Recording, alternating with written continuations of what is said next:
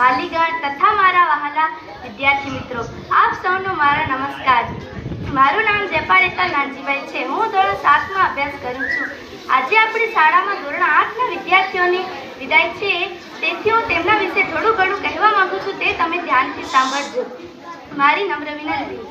विदाई की है गढ़ी है मुश्किल बड़ी, विदाई की है गढ़ी है मुश्किल बड़ी, कामनाएं जीवन की तुम्हारी हो पूरी, कामनाएं जीवन की तुम्हारी हो पूरी, यही है शुभकामनाएं हमारी।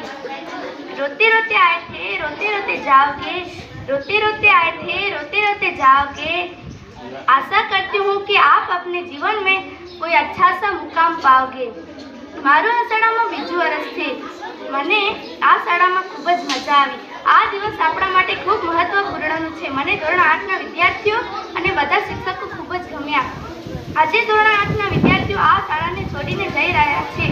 મને તે વાતનું દુઃખ છે। તેઓ પોતાના જીવનમાં આગળ વધે તો મને ખૂબ ખુશી થશે। હું એમના સાથે 2 વર્ષ રહી 2 વર્ષ કેવી રીતે વીતી ગયા તેની મને ખબર જ ન પડી।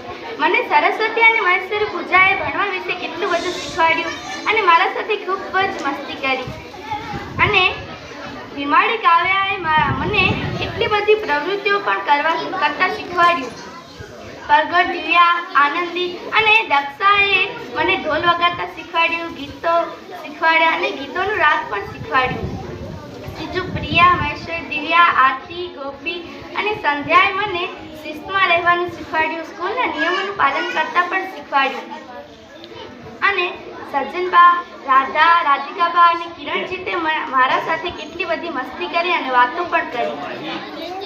ખોખર મિત્તલ, ખંભુ અંજલિ અને વણકર અંજલિ મારા સાથે રમતો કેટલી બધી રમી અને મને ભણવા વિશે પણ કેટલું બધું શીખવાડ્યું। હું ધોરણ 8 ના વિદ્યાર્થીઓને ખૂબ ખૂબ થેન્ક યુ, આભાર માનું છું કે તેમણે મને કેટલું બધું શીખવાડ્યું અને ધોરણ 8 ની છોકરીઓએ મને મારા સાથે વાતો કરી, વાર્તાઓ મને કહી અને મારા સાથે મસ્તી કરી, રમતો રમી, મને ભણવા વિશે પણ કેટલું બધું શીખવાડ્યું અને મને ત્યારે ખૂબ જ મજા આવી। આ પલ કેવી રીતે વીતી ગયું તેની મને ખબર જ ન પડી। અને હવે તમે બધા ધોરણ 9 માં જશો, એટલા માટે હું તમને બધાને ખૂબ ખૂબ અભિનંદન પાઠવું છું અને તમે બધા ભણી ગણીને આગળ વધો અને પોતાના માતા પિતાનું નામ રોશન કરો। મને યાદ આવશે કે જ્યારે પણ કોઈ પ્રવૃત્તિ, તહેવાર, સારો દિવસ ઉજવવો હોય તો આપણે બધા ભેગા મળીને કરતા હતા। આ ખુશીની વાતો હું હંમેશા યાદ રાખીશ। અને ધોરણ 8 ના વિદ્યાર્થીઓએ મને કેટલી બધી મદદ કરાવી, એટલા માટે